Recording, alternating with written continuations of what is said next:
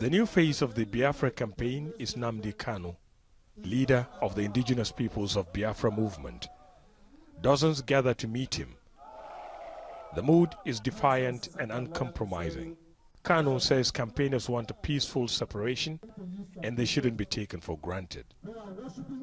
Everything that any man can do to be free, we are going to do in order for us to be free. It doesn't matter what the price is. Our fathers fought, stopped. The reason why they fought is still there. The triggers for the war in Biafra were Nigeria's first military coup in 1966 and the persecution of the Igbo people the following year.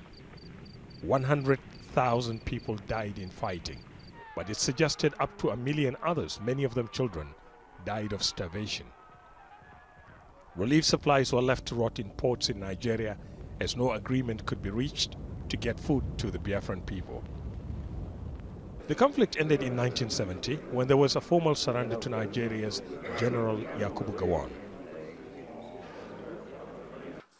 Colonel Emmanuel Nwobosi was one of the 5 commanders of the coup and says the conditions that led to the war still exist.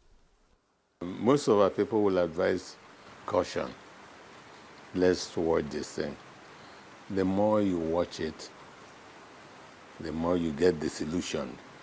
This is where Odumegwu Ojukwu is buried, the man who led the initial struggle for Biafra in 1967.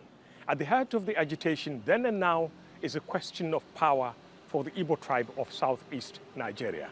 They would like, for the first time in 50 years, to produce the next president. But the southeast region of Nigeria has only 5 out of 36 states in Nigeria, in a country where regions tend to vote en bloc. And relations between them and their traditional political ally, the North, has been strained because of recent struggles for power.